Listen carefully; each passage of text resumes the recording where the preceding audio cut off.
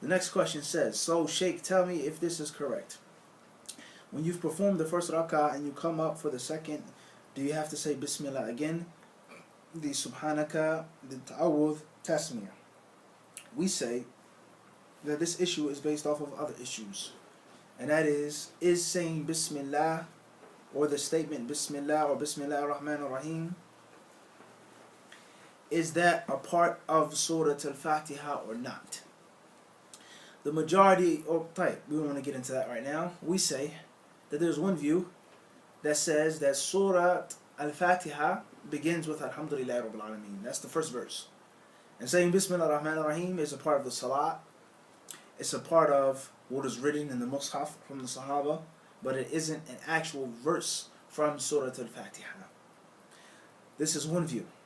That the only part of the Quran al-Kareem that, or the only surah or chapter from the Quran al-Kareem that includes Bismillah ar-Rahman ar-Rahim is the 27th chapter, Surah An-Naml, in which the famous well-known story that took place between the Queen of Sheba, which some people call Bilqis, and the Prophet Solomon, Sulaiman alayhi salam, in which the letter came to her, and it was read, and it said, he says, she said what?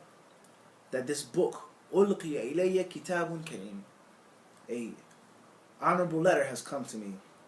إِنَّهُ مِن Sulaiman, says that it's from Solomon, وَإِنَّهُ بِسْمِ اللَّهِ الرَّحْمَنِ الرَّحِيمِ, and it's from Allah subhanahu wa ta'ala, ar-Rahman ar-Rahim.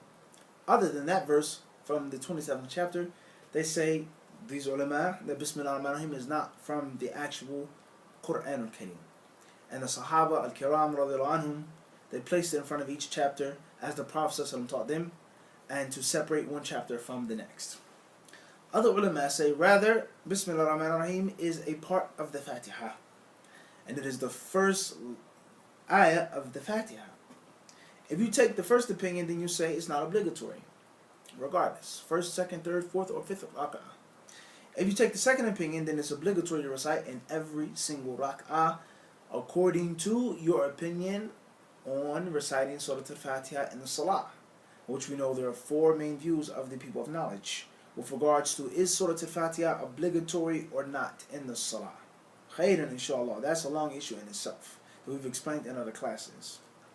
What is important here is to show the student of knowledge and also the layman Muslim how one issue leads to another issue, how understanding something will allow you to understand another matter.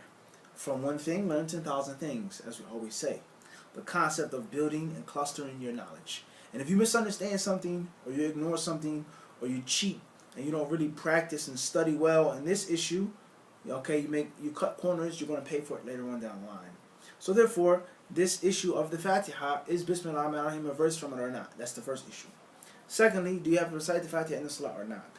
So let's just stick with the opinion, for now, that you have to recite Surah Al-Fatiha in every rak'ah of the Salah. Alright? We say that if you take the view that Bismillah ar-Rahman ar-Rahim is from the Fatiha, then you recite in every verse, in every single rak'ah, and if not, just in the first rak'ah if you choose to do so. It's recommended in saying in the second rak'ah, if you make a prayer with just two, or you make a prayer with 3 rak'ah or 4 rak'ah, it's also permissible, but it's not necessarily mandatory. As for saying the Subhanaka, he means here the istiftah, the opening supplication. Okay, Subhanaka Allahumma wa bihamdika wa tabaraka asmuka wa ta'ala jadduka. And there are many other ways of making that opening supplication. Then that is not obligatory at all in the first or the second rak'ah. It's recommended. As for making the ta'awudh, similarly, there are 3 of the 4 schools of thought. The al-Arba'ah, they take the view that it's recommended to say the ta'awudh, A'udhu billahi minash shaitanir rajeem, in every single rak'ah, but not obligatory. Some ulama hold the view that it's disliked. As for the tasmiyah, tasmiyah is saying Bismillah. End of that question.